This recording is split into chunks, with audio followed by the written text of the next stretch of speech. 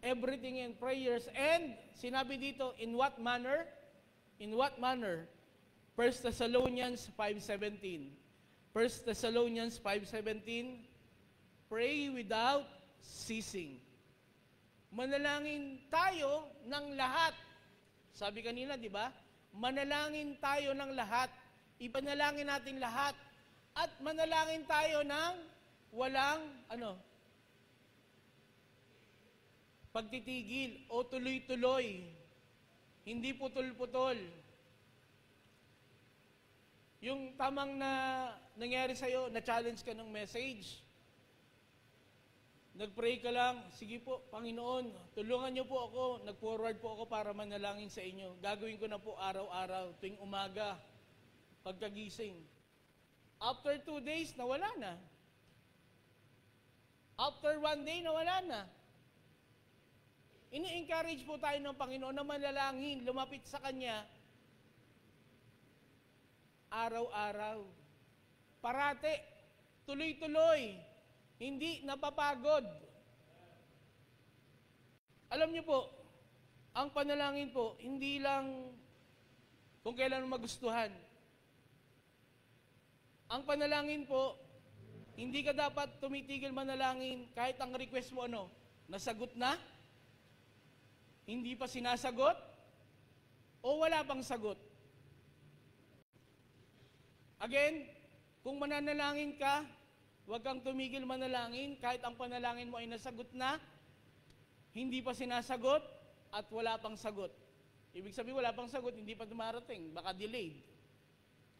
At sa lahat ng bagay, sa lahat ng pagkakataon. Minsan po, I challenge the young people, madalas sa young people, ang panalangin lang nila, tuwing may kahilingan lang sila.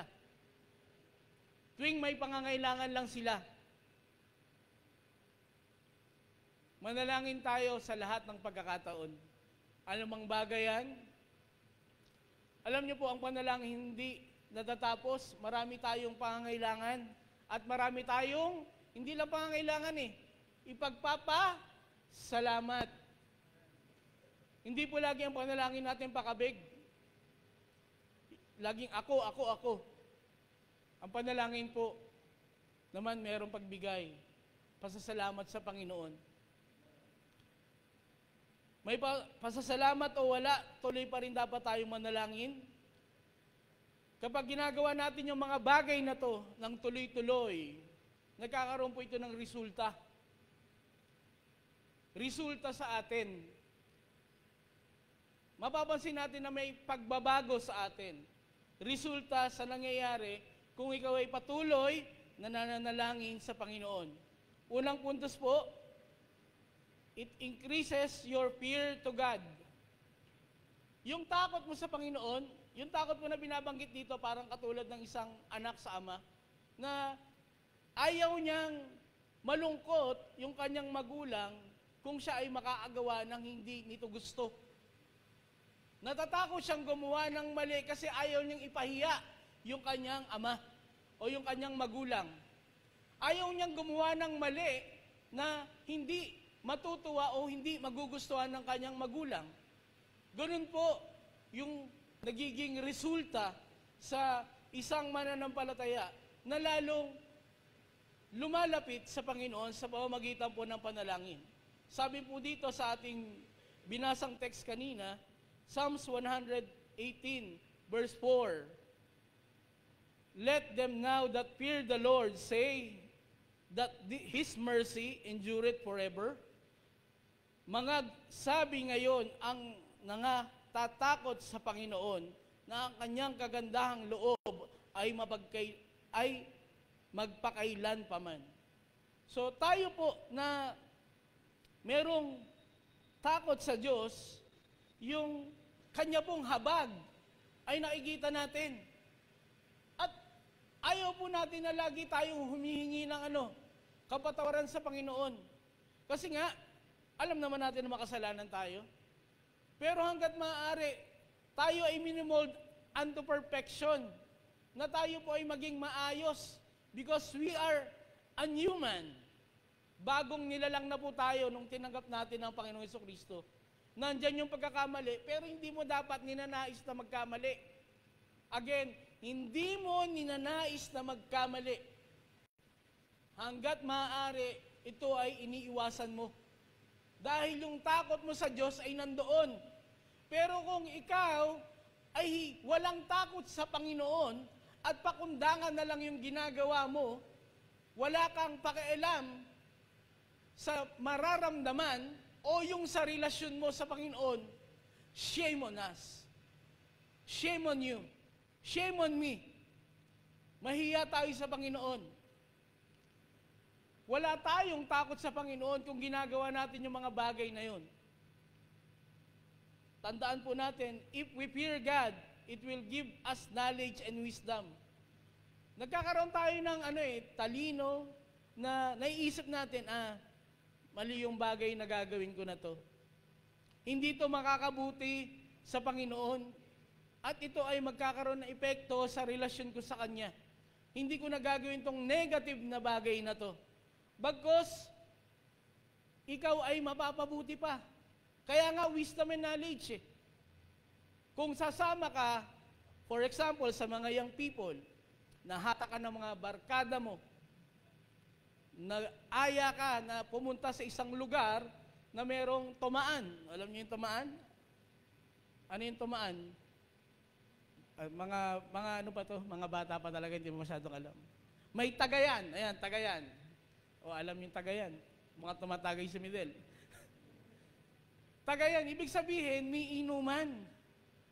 Ngayon, kung ikaw ay may takot sa Panginoon, nakikita mo to, nagkakaroon ka ng talino, ay hindi ako pwedeng sumama dyan. Pag nalasing ako dyan, yung testimony ko, mawawala, yung hindi magugustuhan ng Panginoon yan, baka mamaya mapahamak pa ako. Nandyan sa inuman, merong rambulan. Pagkatapos ng inuman, merong awayan, nakursunadahan, naglalakad, nasaksak. Ngayon, bibigyan ka ng talino ng Panginoon, nasa inyo yun kung susunod ka o hindi. Kung susundin mo, yung Panginoon. Kung susundin mo siya, hindi mo gagawin yung bagay na yun. At kung hindi ka tatalima doon sa masamang gawin na yun, ikaw ay mapapabuti. Magugulat ka na lang sa balita na yung mga kaibigan mo nagkaroon ng rambulan, yung isa napahamak, ikaw nasa bahay ka lang, hindi ka sumama. Pumunta ka sa gawain, pumunta ka sa practice ng choir. So nag-amen ka, Lord, Panginoon, maraming salamat po. Kung sumama po ako doon, malamang ako yung nasaksak, ako yung napahamak. Kung di man ako nasaksak, baka ako'y nadampot. So, praise God po sa nangyari na yun. Yung takot mo sa Diyos, nagbunga ng pasasalamat sa Panginoon. At napapunta ka sa mabuti. Pangalawa, sabi dito, if we fear God, it will give you long life. Kanina, ikaw tayo magkakaroon ng wisdom or bibigyan ka ng talino, ikaw ay mapapabuti. Basahin mo na po natin pala yung talata under doon. Proverbs 1:7. Proverbs 1:7. The fear of the Lord is the beginning of knowledge, but fools despise wisdom and instruction. Yan sa mga may takot sa Diyos. Tandaan nyo, matatalino kayo. Hindi matatalinaw, matatalino kayo. Dahil alam nyo yung mabuti. Alam niyo yung totoo at sumusunod kayo dito. Pangalawa, sinabi ko po kanina, if you fear God, it will give you long life. Hindi po pansit, Hindi spaghetti. Hindi, ano pa ba? Ano pa bang luto? Mickey. Sabi nila, basta mahaba daw na noodles, nagbibigay ng mahabang buhay. May nabalitaan nga po ako namatay dahil sa pansit. Nabilaukan, malaki kasi yung sinahog na manok, leeg pa naman, nalulun. Dito po, kung tayo ay may takot sa Diyos, tayo po ay magkakaroon ng mahabang buhay. Hindi lang yung buhay na walang hanggan na ipagkakaloob sa atin doon sa kabilang buhay, bagkos mahabang buhay dito sa lupa. Huwag po tayo naniwala sa kasabihan, ang masamang damo daw, matagal. Matagal, ano daw po ang masamang damo? Mamatay. Hindi po yun. Wala naman sa Biblia yun eh. Dito, nasa Biblia yung Proverbs 10:27. Proverbs 10:27. Kontrahin natin yung ano na yan, yung kasabihan na yan. Nasabi dito, the fear of the Lord prolongeth days, but the years of the wicked shall be shortened. So tayo po ay pinagkakalooban ng Panginoon ng mahaba pang buhay. Hindi po yung mga masasama. Pwede mo sabihin sa kanila na, sige, binibigyan ka pa ng pagkakataon ng Panginoon para makapakinig ng salita niya at para tanggapin siya bilang personal mong tagapagligtas at Panginoon. Sabi pa po dito, Proverbs 14:27 naman. Proverbs 14:27, the fear of the Lord is a fountain of life, to depart from snares of death. Fountain of life po, yung ipinagkakaloob sa atin ng ganitong bagay. Ito po ay ibinibigay sa atin ng Panginoon, ipinapaunawa sa atin ng Panginoon. Nawa ay dinggin po natin. Point number 2, it increases your favor to God. Kanina, yung takot mo sa Diyos, lalong yumayabong eh. Ito naman, yung pabor. Ano ba ibig sabihin ng pabor? Yung mapalapit ka sa Panginoon, yung mga kahilingan mo, yung mga inilalapit mo, yung mga idinudulog mo sa Panginoon. Sabi dito, lalo sa iyong matutuwa ang Panginoon. Lalo sa iyong matutuwa ang Diyos. Lalong papabor sa iyo ang Diyos. Eh, paano papabor yung Diyos sa iyo kung hindi ka naman nananalangin? Hindi mo siya kinakausap. Paano niya malalaman yung mga kahilingan mo? Yung papaboran niya sa inyo. Sabi dito, Psalms 118 verse 5. Sa ating pong binasa kanina, Psalms 118 verse 5, I called upon the Lord in distress. The Lord answered me and set me in a large place. Sa Tagalog po sabi, sa aking kapanglawan ay tumawag ako sa Panginoon, sinagot ako ng Panginoon at inilagay niya ako sa maluwag na dako.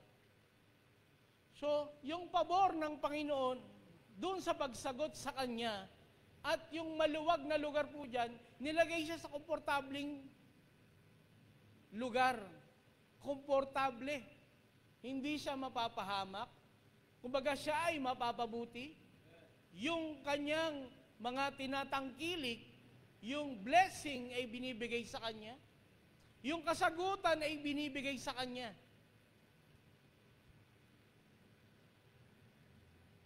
Psalms 120 verse 1. Psalms 120 verse 1. In my distress, 120 Brad. 120 verse 1. In my distress, I cried unto the Lord, and He heard me. So, tayo po, nararamdaman natin yan. Nakikita natin yan yung pagkilos ng Panginoon sa pagsagot sa mga kahilingan natin. At ito ay sa ikabubuti natin. Yung mga pabor na mapapansin mo na hindi ka karapat-dapat na bigyan ng kasagutan o yung blessing na meron ka, sobra-sobra yung ibinibigay ng Panginoon. Mahiya naman tayo. Meron kwento, no? Hindi ko na sasabihin yung pangalan ng pastor. Pastor, ipag-pray niyo po ako. Kailangan ko po ng ganitong amount. Kailangan ko po ng ganito kasi may kailangan pong bayaran. Sige Brad, sasama ka namin sa prayer. Lumipas yung isang linggo, nasagot na answered prayer. So, tinawagan niya yung pastor kasi pasasalamat eh. Pastor, answered prayer po. Nalikom po namin yung halaga, nabayaran po namin yung kailangang bayaran. Amen, Brad. Partida dyan, di pa ako nagpe-pray. Hindi pa niya pinapanalangin. Partida, hindi pa rin siya nagpe-pray. Kung meron po tayong mga kahilingan, kaya ko lang po isiningit yun, masarap pong ibahagi sa pastor yung prayer po ng miyembro. Again, masarap pong ibahagi yung prayer ng miyembro sa pastor. Bakit? Ibig sabihin, marami kasing nagpe-pray eh. Kahit sa mga kabatiran, alam niyo po, namimiss namin kayo pagka wala kayo sa prayer meeting kasi kasama namin dapat kayo. So nawa, makasama namin kayo sa prayer meeting. Lalong-lalo na sa mga kasamahan natin na nawa may oras at panahon para po makarating dito sa prayer meeting. Sabi dito, steps how to get favor with God. Paano nga ba tayo magkakaroon ng pabor sa Panginoon? Proverbs 3 verse 1 to 4. Proverbs 3 verse 1 to 4. My son, forget not my law, but let thine heart keep my commandments, for length of days and long life and peace shall they add to thee. Sabi ko kanina, di ba?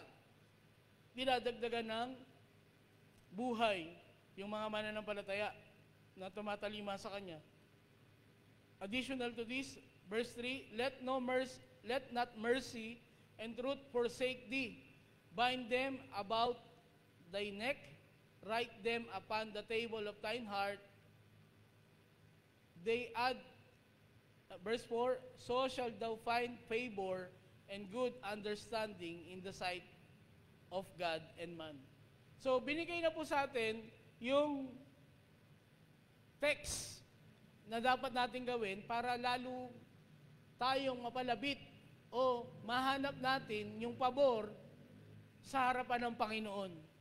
Dapat lang po natin gawin, forget not the law, keep His commandments, and add to thee. Ibig sabihin, ilagay natin sa ating sarili. Huwag nating alisin. Forsake Him not. At ito po ay magkakaroon tayo ng pabor sa Panginoon. Katulad po ni David na yung pabor ng Panginoon ay kanyang nakuha. Acts chapter 7. Acts chapter 7, verse 45 and 46. Verse 45 and 46. Which also our fathers that came after brought in with Jesus into the possession of the Gentiles, whom God drave out before the face of our fathers unto the days of David, hanggang kay David, whom found favor before God and desired to find a tabernacle for the God of Jacob. So yung pabor po, nakuha ni David sa Panginoon. Si David po at ikaw ay parehong tao lamang. Ang pagkakaiba lang, Israelite si David, tayo hentil. Pero yung biyaya po ng Panginoon sa atin ay pareho lang po. Yung pabor po ng Panginoon sa atin ay pwede rin po nating makamtan katulad po ng kay David. Gawin lang po natin yung binabanggit po kanina sa Proverbs chapter 3, verse 1 to 3 again. As David also said, sinabi rito sa ating talata, sa Psalms chapter 18, sa ating pong text, He brought me forth also into a large place. He delivered me because He delighted me in me. Verse 20, the Lord rewarded me according to my righteousness. According to the cleanness of my hands hath He recompensed me. Verse 21, for I have kept the ways of the Lord, and have not wickedly departed from my God. For all His judgment were before me, and I did not put away his statutes from me. Verse 23, I was also upright before him, and I keep myself from mine iniquity.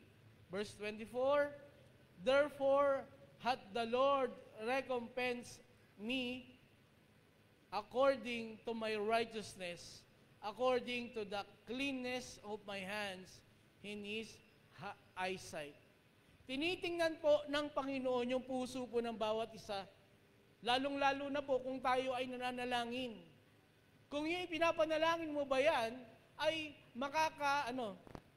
magbibigay luwalhati o puri sa Panginoon. O baka mamaya, ang mabibigyan lang kapurihan niyan, yung sarili mo lang. Panginoon, nananalangin po ako ngayon. Mananawa po kami sa buwan ng wika para kami po uli yung champion. Ganun ba yung panalangin nyo? Wag. Wag ganun, mga kapatid. Kami yung dating champion eh. Biro lang po, joke lang. Yung panalangin dapat natin, ang ganda ng panalangin kanina, no? Na yung ating pong gawain ay magkaroon pa ng katagumpayan.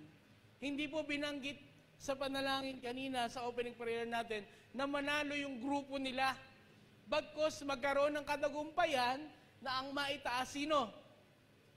Ang Diyos. Hindi ang bawat isa na nandito. Hindi mapakita na ang ganda naman ng boses nun. Ang ganda naman ng quartet nun. Ang husay naman ng best actor na yon. At best actress na yan. Parang nakikita ko na kanina kung sino mag-best actress dito ah. Ha? Ginamit yung kahusayan niya ng Panginoon para mapukaw yung atensyon ng mga manonood patungkol sa Diyos natin. Nakita niya yung nakita ng mga manonood yung theme o yung mensahe na gustong ipabatid ng skit o ng dula-dulaan para maabot yung kaluluwa na wala pang pagkakilala sa Panginoon. Ngayon pa lang congratulate ko na kayo lahat. Naka-ready na nga yung mga giveaways ba to? Hindi naman giveaways. Hindi, may mga trophy tayo mga kapatid, may mga medal, ha? Kayo mag-alala. At meron din po pala tayong, yung best costume nga pala dyan, yung King and Queen, at saka Prince and Princess. Ha? So, yung panalangin nyo, sigurado nanalangin naman kayo dyan na kung individual kayong kasali, mamaya, syempre, ipapanalangin mo yung sarili mo na maibigay mo yung best mo para sa Panginoon. Plus na dun yung manalo ka. Ha? So, yun po, yung panalangin natin ay magbigay pabor sa Panginoon, hindi pabor para tayo o sarili natin yung maitaas.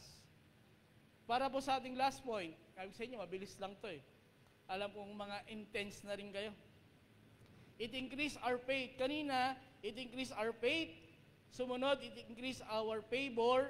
Ito naman, it increase your faith to God. Yung pananampalataya mo, yung tipong nakita mong may problema yung isang kapatid, napagdaanan mo na yun, isa lang masasabi mo pag humingi siya ng payo Brad, magtiwala ka lang sa Panginoon. Hindi ka niya pababayaan. Hindi ka niya iiwanan, tumawag ka lang sa Kanya. Manampalataya ka lang sa Kanya. Kasi naranasan mo yung ganun yung ganung estado Yung pananampalataya mo, tumataas. Dapat po ang pananampalataya natin, nag-i-increase, hindi nagdi-decrease. Tayo po, nagdi-decrease tayo kasi nagiging humble dapat tayo. Yung sarili natin ay ibababa at ang naitataas natin ang Diyos. Yun dapat ang mangyari sa buhay natin. Sabi dito, Hebrews chapter 11 verse 1 to 3.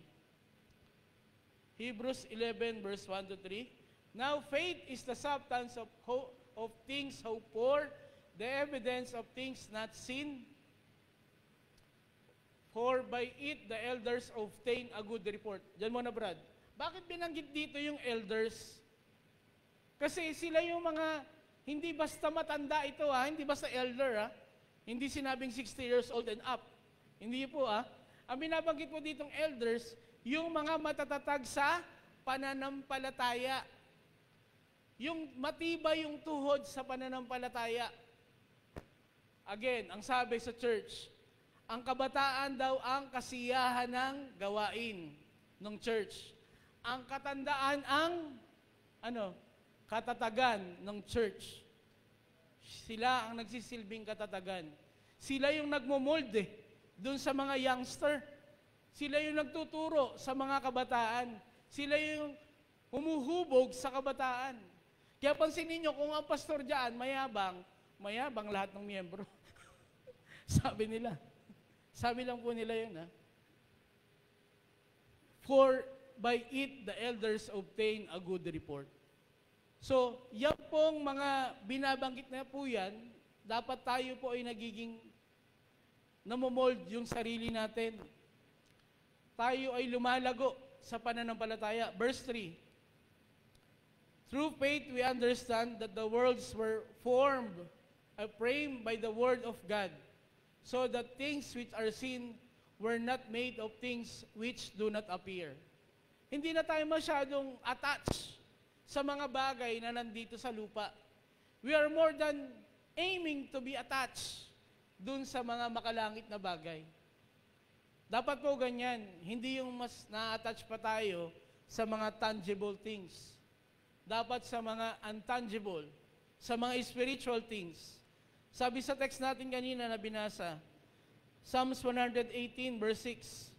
Psalms 118 verse 6, The Lord is on my side, I will not fear, what can man do unto me? Grabe yung faith niya, no? Grabe yung pananampalataya niya, no? Sabi ni David, anong magagawa ng tao sa akin? Parang yung katagang,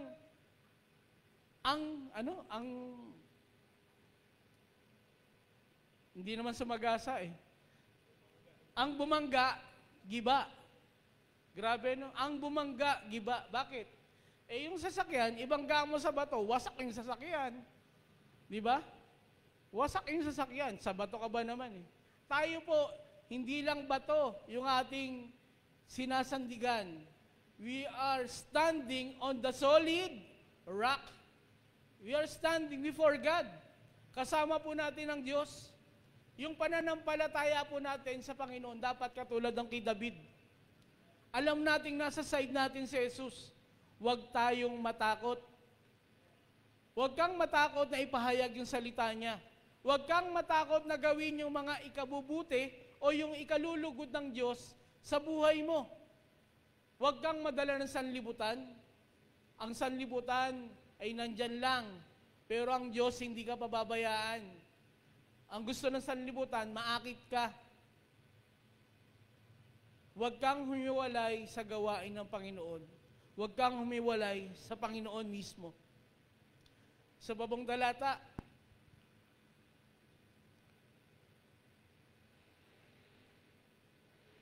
how do we increase our faith? Luke 17, verse 5 to 6. Luke 17, verse 5 to 6. And the apostle said unto the Lord, increase our faith. And the Lord said, if you have a faith as a mustard seed, ye might say unto this sycamore tree, be thou plucked up by the root, and be thou planted in the sea, and it should be obey you. So, gano'n lang po yung buto ng mustasa. Again, tayo po ay katulad din ng mga mananampalataya, yung ating mga forefathers. Ang inihiling lang po sa atin ng Panginoon ay yung 100% again na trust. Yung pananampalataya natin sa Kanya ay ibigay po natin ng walang paligoy-ligoy. Yung ating pananampalataya na kikilos po. Katulad sa binanggit na example po ng Panginoon sa mga disipulo po during their time. Tandaan po natin, God is faithful. Sinabi ng Panginoon, yung ating pananampalataya. 2 Thessalonians 3:3. 2 Thessalonians 3:3.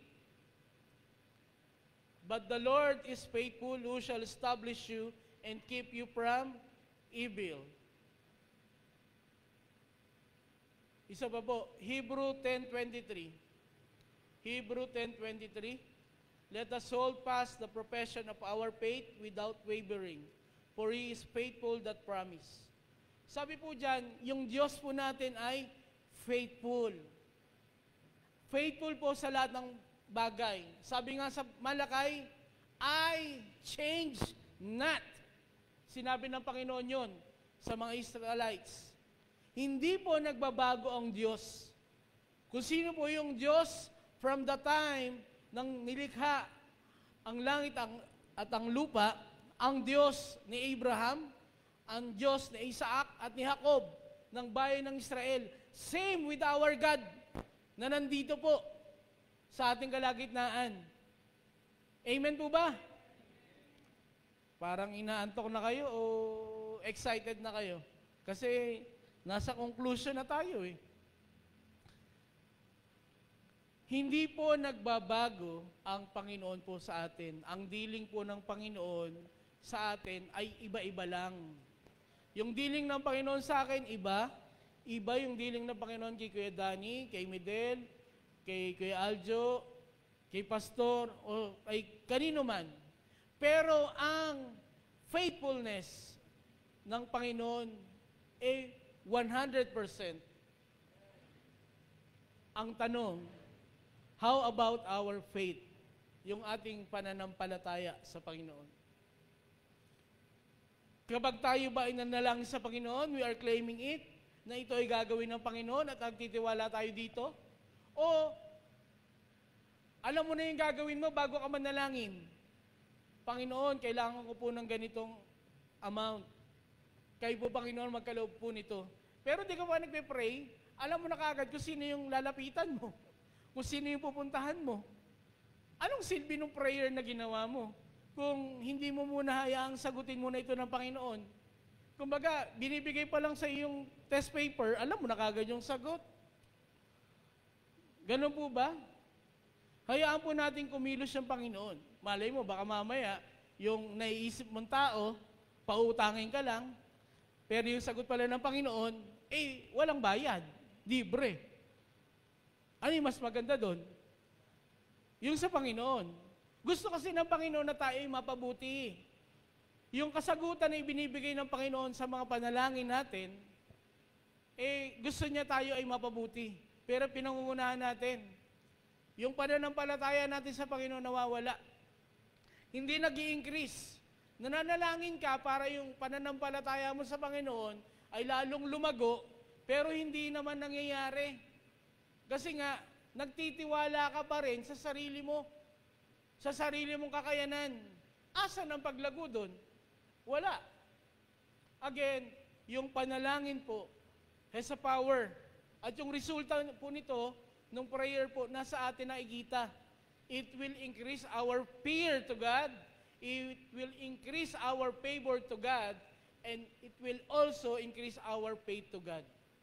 Sa ating mong magtatapos, sabi dito, Psalms 118 verse 8 and 9. Yung binasa natin kanina sa ating key text. It is better to trust in the Lord than to put confidence in man. Huwag po kayo magtiwala sa mga judges mamaya. Magtiwala lang kayo sa Panginoon para gamitin yung judges para scorean kayo ng malaki, ng mataas.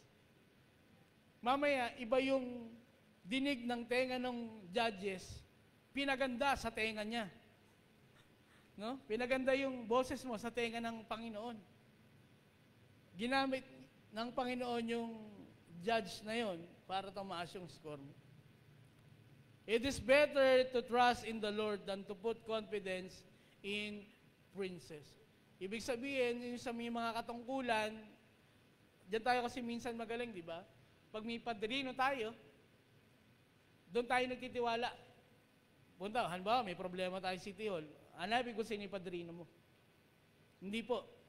gawin po natin ang padrino natin ang Panginoon sa pamamagitan po ng panalangin.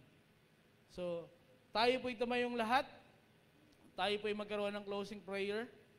And after this po, after po ng closing prayer natin, magkakaroon po tayo ng 15 minutes break para po iset natin yung mga kaayusan po para po sa ating buwan ng wika 2025. Let us pray. O Diyos naming dakila sa lahat, maraming salamat po sa oras pong ito, sa pagkakataon na kami muli niyong binusog ng iyong salita, encouraging everyone, each of one sa amin dito, na kami po ay lalong manampalataya sa inyo. Makita po namin yung kapangyarihan ng panalangin, yung magagawa nito sa buhay namin. Hindi lang basta kami ay manalangin, bagos makita namin kung ano ba yung pagbabago na nadudulot dito sa amin. Magkaroon kami ng takot sa inyo, yung pabor, at yung pananampalataya namin, Panginoon, sa inyo ay lalong yumabong, lalong umusbong, at lalong lumago. Diyos, kami po ngayon ay nasa inyong harapan, muli nagpapasalamat sa programang ito, maging sa susunod po na program, nilalapit po namin. Ito po ay magbigay sa inyo ng kaluguran, kayo po ang bigyan namin ng kasiyahan, Panginoon. Itaas niyo po, maitaas po namin kayo ang pangalan niyo. Maitaas po namin, Panginoon, ang dakila niyong kapangyarihan sa mga nakikinig at sa mga manonood. Muli, tinataas po namin ito sa matamis sa pangalan ni Jesus. Amen at amen at amen. Sige po, magkaroon muna po tayo ng 15 minutes break para po maiayos po yung mga